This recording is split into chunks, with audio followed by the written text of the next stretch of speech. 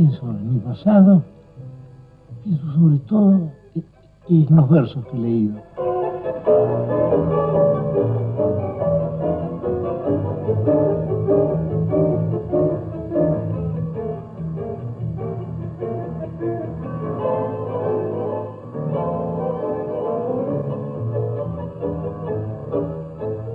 Pero no me atrevo a cantar ahora que esa canción será pública, desde luego. Last night you slept on a feather bed, with the sweets turned down so bravely, oh. Tonight you'll sleep on the cold open heath, along with the raggle-taggle gypsies, oh. Y dice con una gran alegría.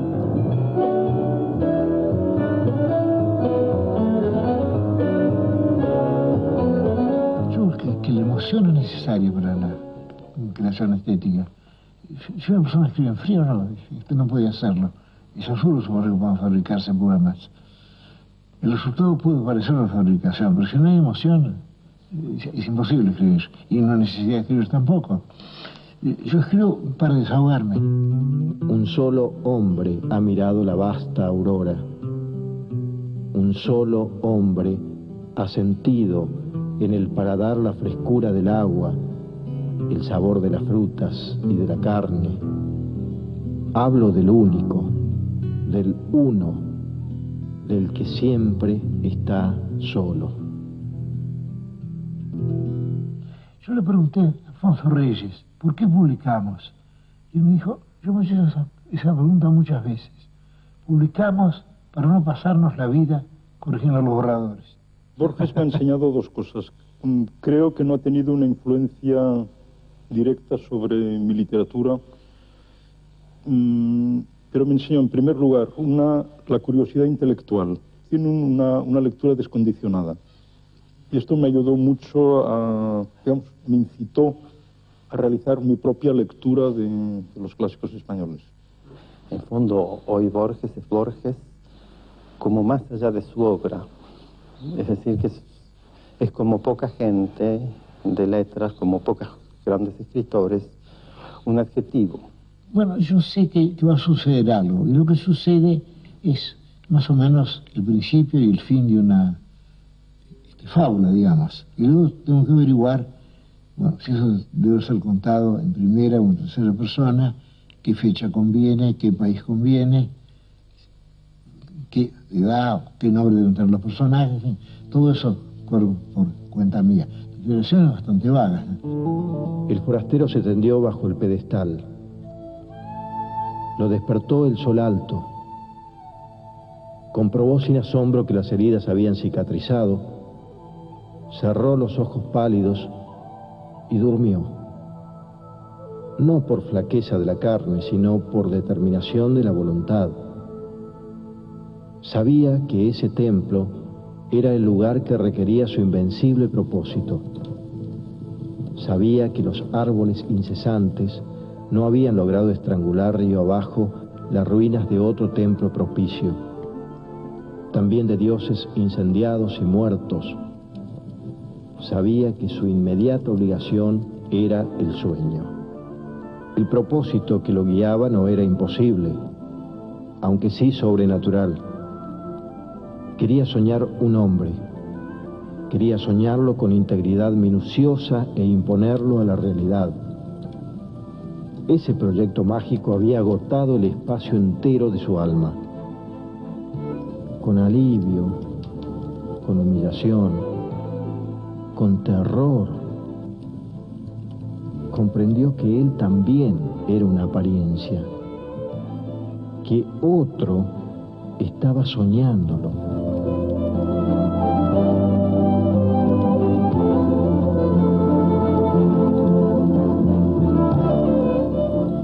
Creo que un escritor, o todo hombre, debe pensar que todo lo que le ocurre es un instrumento. Todas las cosas le han sido dadas para un fin. Y esto tiene que ser más fuerte en el caso de un artista.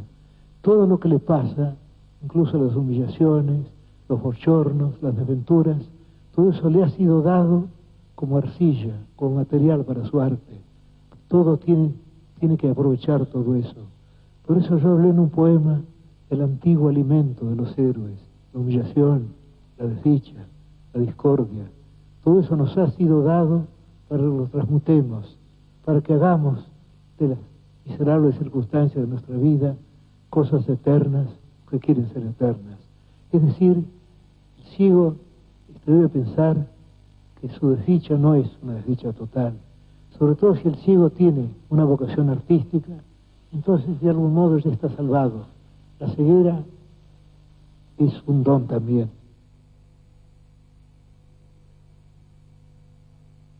Yo me demoraba ante una de las jaulas del jardín zoológico en Palermo, y era precisamente la jaula de los tigres, la jaula del tigre.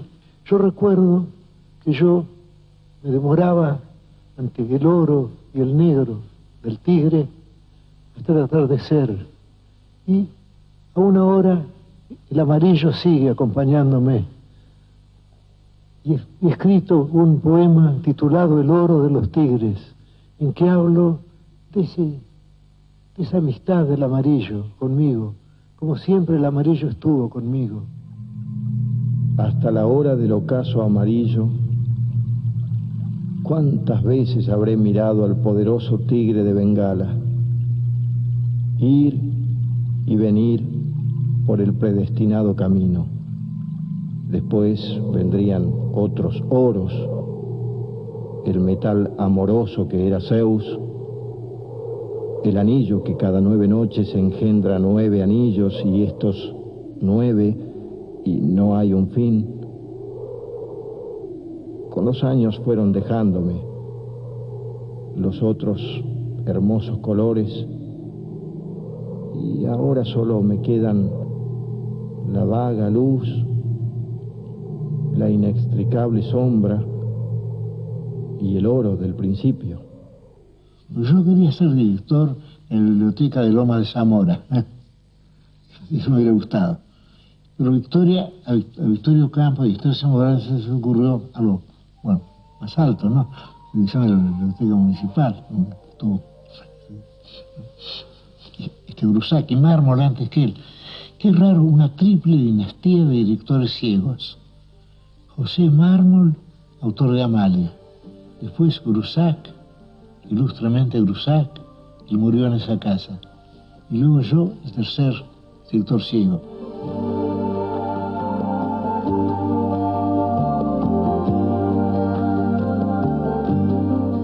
Yo sabía además que en esa casa estaba Grusac. Ya tendremos muchas ocasiones de hablar de Grusac. Yo hubiera podido conocerla personalmente, pero yo ya era entonces, puedo decirlo, muy tímido, casi tan tímido como ahora, salvo que entonces yo creía que la timidez era muy importante, y ahora sé que la timidez es uno de los males que uno tiene que tratar de sobrellevar, y que realmente ser muy tímido no es importante, como tantas otras cosas en la vida a las cuales uno les otorga una importancia exagerada.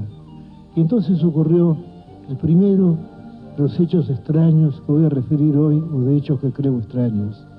Me hice cargo de la dirección, pregunté el número de volúmenes, me dijeron que era 1.000.000, averigué después que eran 900.000, pero en fin, 900.000 es una suma suficientemente vasta. Quizá 900.000 parezca más que 1.000.000, 900.000, en cambio 1.000.000 se agota. Yo pedí, haciendo La Botica del Ángel, hacer un reportaje a Borges para un programa de televisión. Vine vestido de ángel, que era como andaba yo en los años 60 por todo el mundo. Cuando entré me dijo, ¿qué tal, boticario? Es curioso que usted venga por acá y que le interese. ¿Quiere ver diferentes cosas? Sí, como no, Borges. Bueno, acá tiene tales libros, allá tal otros, y... Pasa un rato, yo voy dando vueltas por la... Dígame, por casualidad no ha venido vestido de ángel. No, Borges, no. Todos pensando que no veía. Pero Borges lo que no veía lo intuía y lo imaginaba.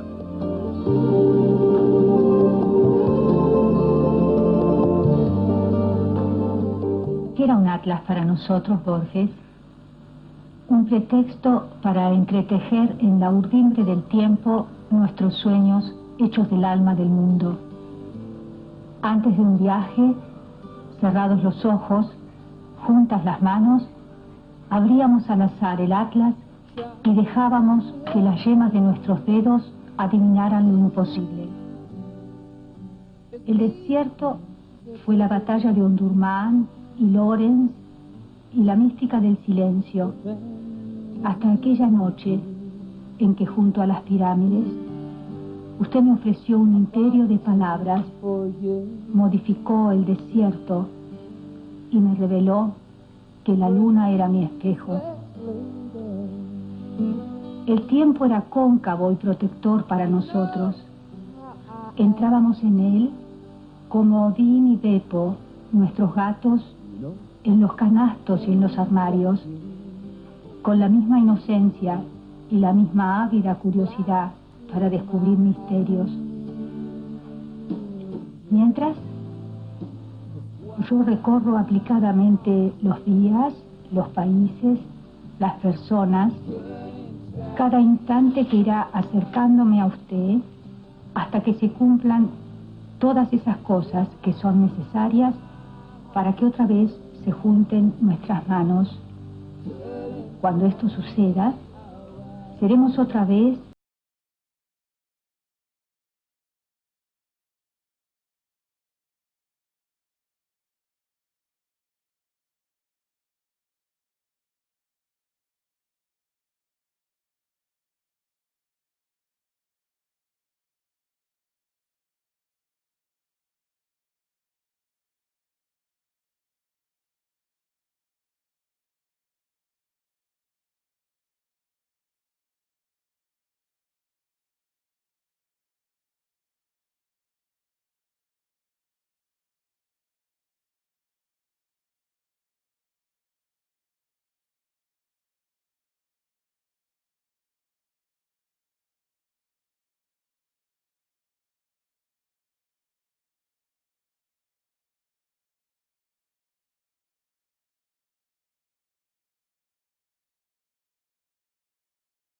abandonar o ser abandonados, es lo más corriente, pero cuando ocurre bastante terrible.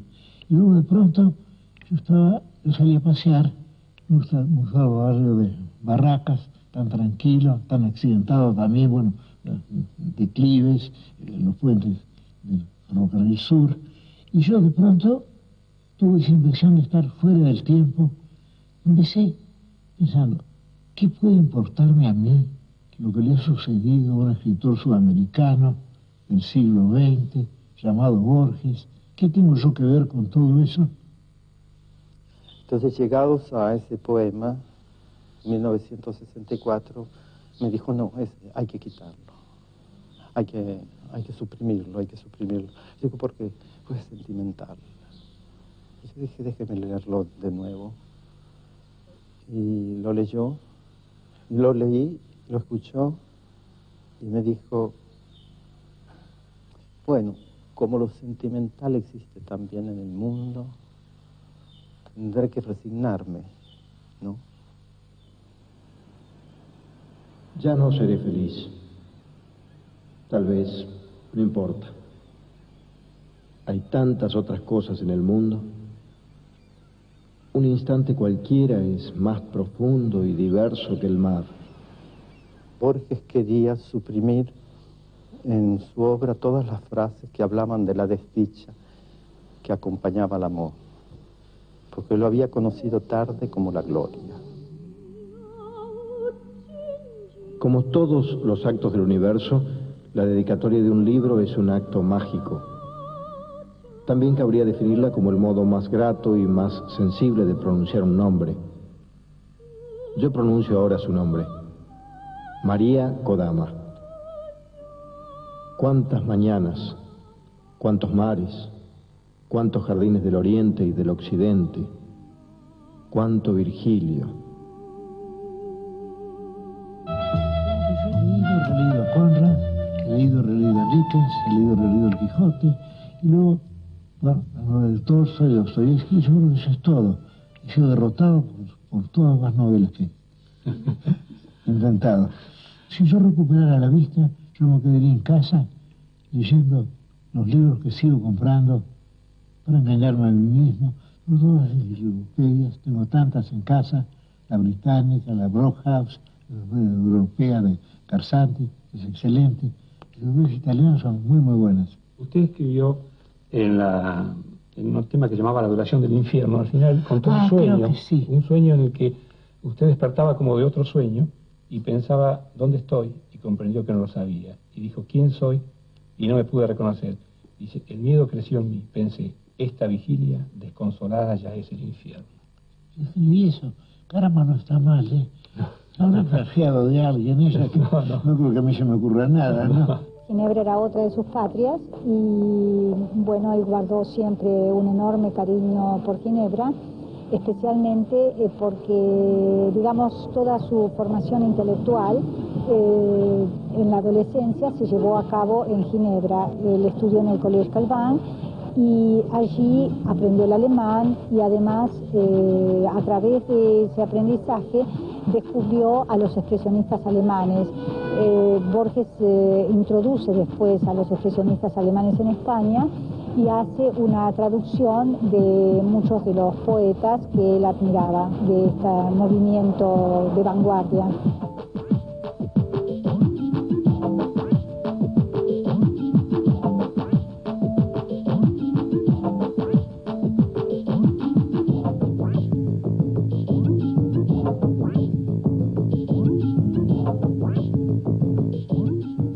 María, a quien conocía anteriormente acompañando a Borges, y nos saludamos, me saludó Borges, y las primeras palabras que me dijo es, ¿qué suerte tiene usted?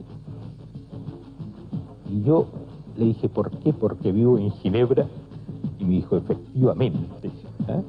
Estas fueron las primeras palabras de Borges.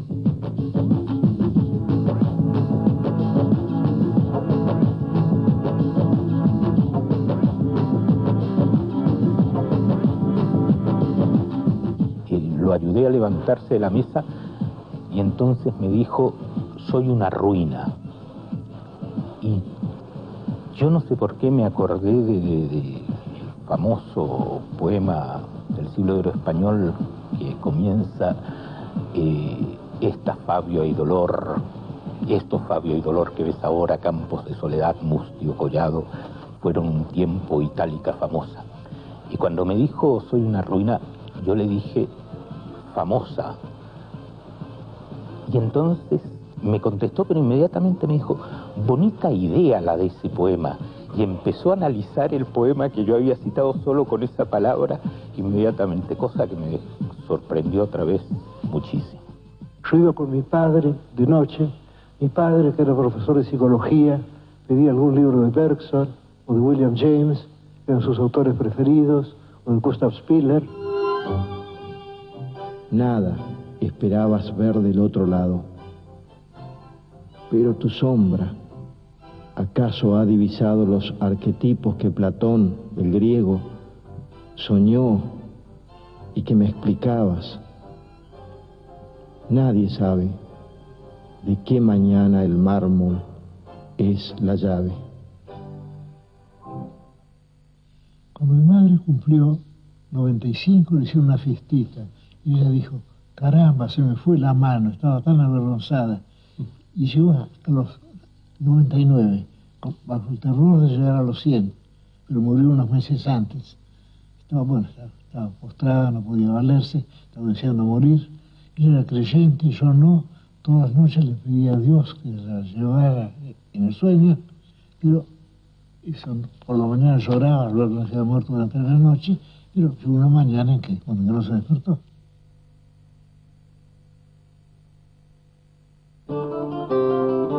En el centro de Europa están conspirando. El hecho data de 1291. Se trata de hombres de diversas estirpes que profesan diversas religiones y que hablan en diversos idiomas. Han tomado la extraña resolución de ser razonables. Han resuelto olvidar sus diferencias y acentuar sus afinidades. Fueron soldados de la Confederación y después mercenarios porque eran pobres y tenían el hábito de la guerra y no ignoraban que todas las empresas del hombre son igualmente vanas. Los cantones ahora son 22. El de Ginebra, el último, es una de mis patrias. Mañana serán todo el planeta. ¿Acaso lo que digo no es verdadero? Ojalá sea profético. 2 hombres caminaron por la luna, otros después. ¿Qué puede la palabra? ¿Qué puede lo que el arte sueña y labra ante su real y casi irreal fortuna? Ebrios de horror divino y de aventura, esos hijos de Whitman han pisado el páramo lunar, el inviolado orbe que antes de Adán pasa y perdura. No hay en la tierra un hombre que no sea hoy más valiente y más feliz. El día inmemorial se exalta de energía por la sola virtud de la Odisea, de esos amigos mágicos, la luna, que el amor secular busca en el cielo con triste rostro y no saciado anhelo, será su monumento, eterna y una. Bueno, lo muy importante en Fervor de Buenos Aires, que si bien es el trabajo, es la poesía de un joven de 24 años cuando lo publica, y que tiene imperfecciones como él las reconoce y trata de corregir, en Fervor está la semilla de todo lo que Borges hará en el futuro. Y sobre todo, en esa poesía está también el germen de su teoría poética, me refiero a la teoría poética en el sentido total, de verso y prosa.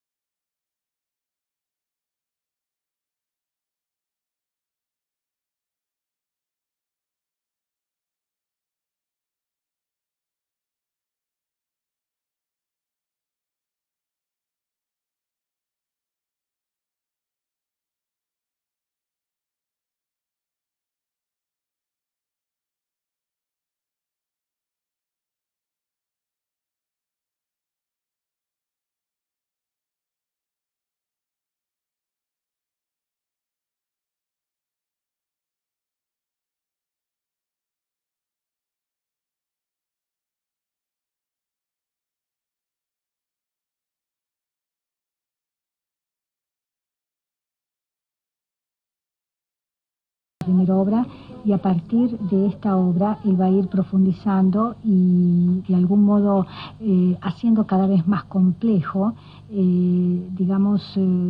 más complejas las ideas que ya están en Fervor de Buenos Aires.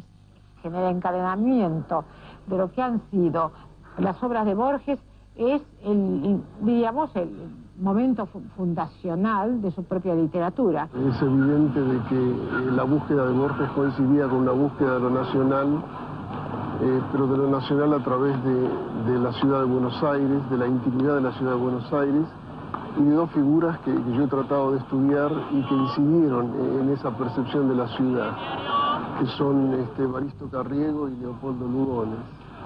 Lo efímero en Borges sería tal vez ese momento que él ha captado de la ciudad y que probablemente sentía que se perdía porque deliberadamente habla de las calles de los suburbios, de las calles de las orillas, y lo que no le interesaba eran las calles del centro, el ajetreo de la ciudad, como él dice.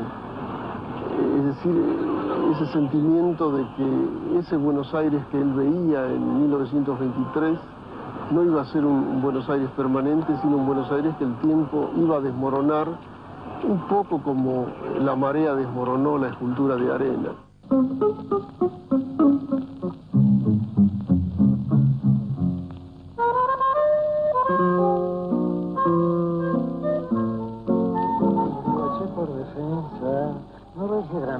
tranviango argentino, en la mitad del camino. ¿Conoces eso? No es así. Y un coche por defensa del tranviango argentino, y en la mitad del camino se encuentra un carro encajado, compañero hacia un lado, dijo al del carro el cochero, y este contesta ligero, avisa si es comisario, o si lo ha nombrado alcalde, o se entera que soy otario. Ese cuento fue uno de los primeros que yo escribí. Ese cuento, Hombre de esquina rosada. Es que a mí no me gusta nada, pero después traté de corregirlo con otro cuento, pero esa corrección fue inútil. Se llama Historia de Rosendo Juárez. Sí, la misma historia contada por él, desde otro ángulo. Pues no me interesa, no es cosa mía. Como era su amigo, tanto como eso no. Le gustaba contar sus cosas y contaba. De su mujer... La Lucanera es una... Tenga mano, y no me desvíe. Hablaba siempre, de todos. Era como compartir su vida, su amor, sus odios. Rosendo Juárez, marcao. Ramón Santoro, marcao. Mirando a los personajes, dijo algo tremendo para mí en ese entonces. Dice, qué pena, ahora que mis personajes tienen rostro, caminan, respiran, no los puedo ver. Yo escribí ese cuento en La Droga también. Así es. Poco después de la muerte de mi amigo el caudillo Nicolás Paredes, que había sido protector de Carrillo, y que debía varias muertes, ¿no? El comisario me dijo así. Y también entonces... murió el año 29. Yo traté de recobrar de algún modo la voz de él en ese cuento, y combiné además cosas que él me había contado. Fui entretejiendo todo eso y tratando de hacer una historia, con esos diversos recuerdos de él que yo tenía. Yo sigo extrañándolo. Un hombre inculto.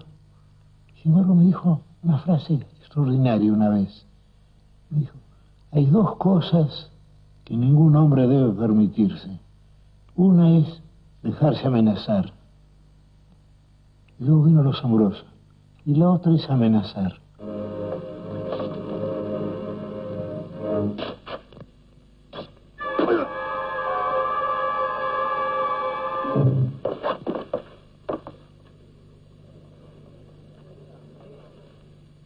¿Quién era el fulano? Ramón Santoro.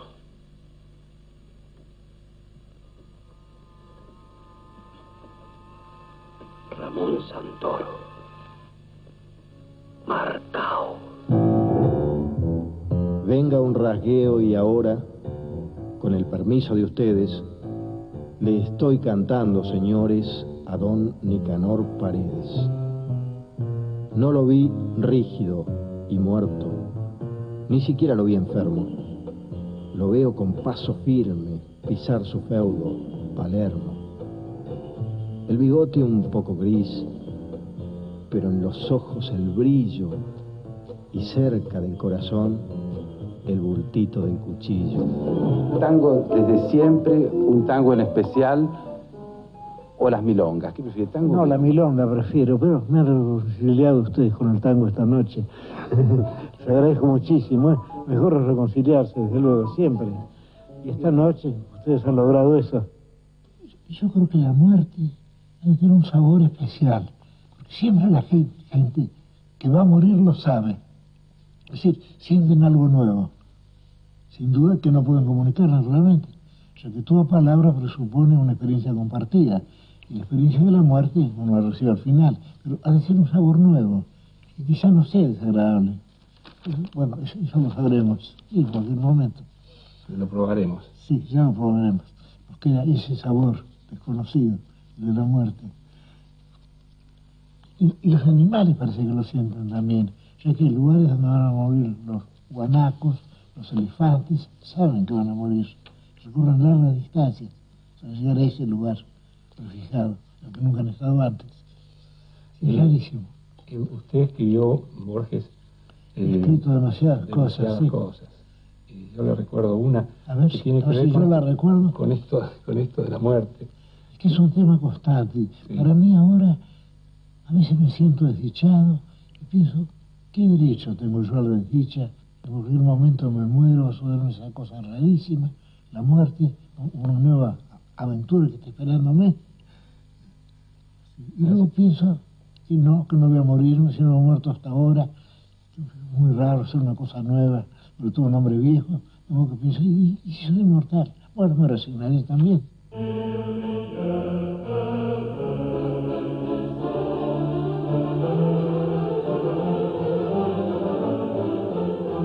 Le había dado la llave del departamento para que fuera a verlo y se lo describiese. Y Yourcenar me dijo que lo había hecho, pero que había omitido un detalle de importancia. Y cuando se abría la puerta de entrada, había un muro de espejos. Y no quería hablarle de espejos. Yourcenar escribió su último texto, el último texto que escribió, y era una conferencia que tenía que pronunciar en Harvard sobre Borges, que pronunció a fines de octubre, un mes y medio, quizás un mes y 3 semanas antes de su propia muerte. Es un texto espléndido, espléndido, tiene pasajes espléndidos, tal vez confidencias que Borges le hizo, porque creo que se conocieron muy tarde, pero que se estimaban muchísimo. La prueba es que Yourcenar tomó un coche y se fue a Suiza a verlo, porque sabía que estaba enfermo.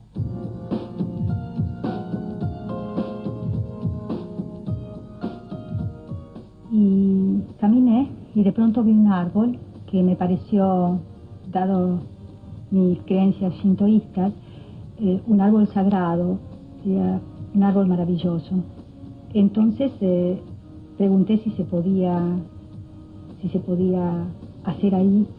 Entonces alguien dijo que ese árbol se llamaba If, y yo pensé que había elegido bien, porque de algún modo recordaba, aunque no era lo mismo, el poema de Kipling, y él adoraba Kipling.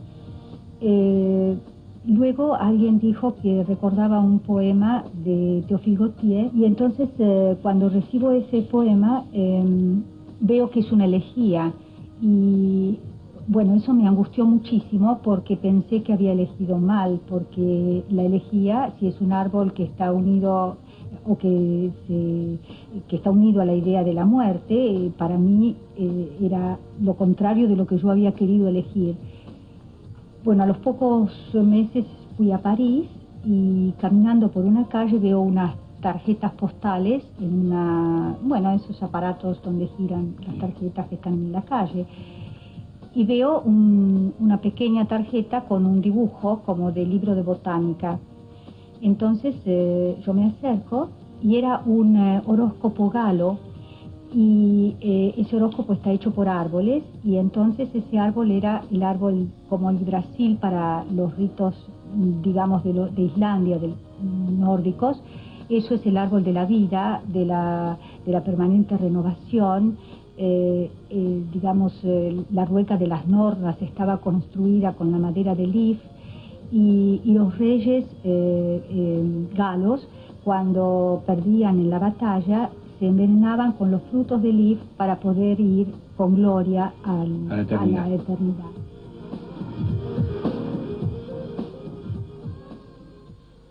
Bueno, sé de los últimos días, muy precisamente por los médicos, que lo querían mucho. Borges les había cambiado la vida, la manera de pensar, de ser, y me dijeron que cuando él logró mudarse a ese apartamento de la vieja ciudad, donde quería vivir, donde quería seguramente morir, en esa callejuela que no tenía nombre, en esa casa cuya puerta de entrada no tenía número, dice que nunca lo habían visto en tal estado de felicidad, como si hubiera llegado allí al centro del laberinto, como si hubiera logrado lo que quería, es decir, toda su vida llegaba al final como si terminara una de sus historias. Cada ínfimo instante del ayer y de los ayeres del mundo, la firme espada del danés y la luna persa, los actos de los muertos, el compartido amor,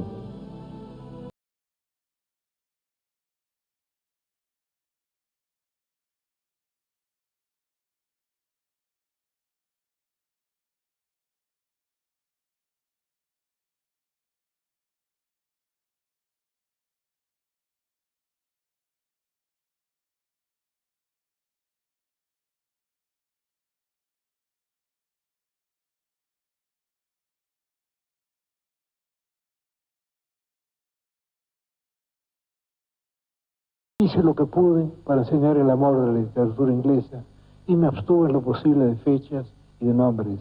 Y vinieron a verme unas alumnas que habían dado examen, que habían pasado. Todas las alumnas pasaban conmigo. Yo siempre he tratado de no aplazar a nadie. En 10 años he aplazado a 3 alumnos que insistieron en ser aplazados. Y yo les dije que deberían honrarlos con una comida, deberían celebrar eso con una comida, ya que ser aplazado por mí era mucho más meritorio que ser aprobado por otros profesores.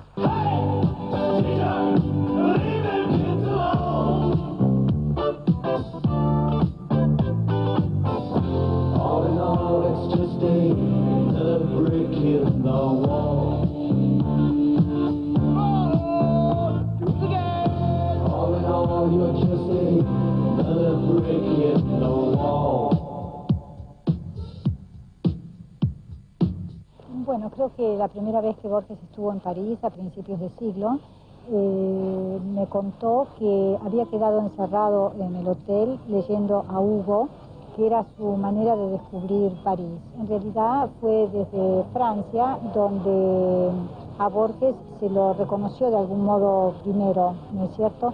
Y desde aquí él consigue lo que va a ser después su fama internacional. Así que, bueno, Francia le dispensó muchísimos honores, lo condecoró, era académico, digamos, además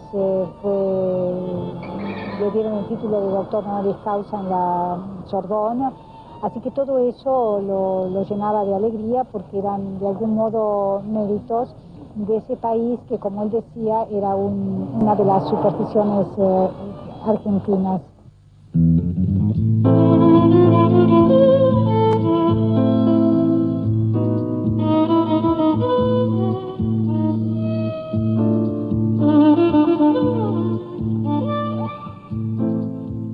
Sí, borgiano, que quiere decir muchas cosas.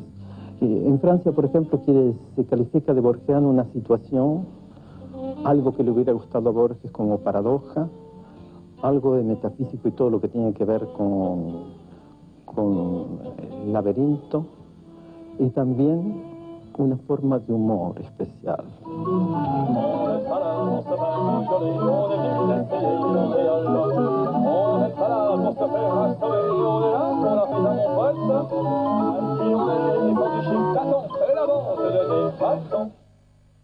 Siempre he sentido que mi destino era ante todo un destino literario, es decir, que me sucedían muchas cosas malas, algunas cosas buenas. Pero yo siempre sabía que todo eso, a la larga, se convertiría en palabras.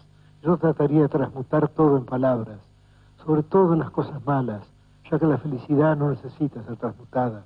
La felicidad es su propio fin.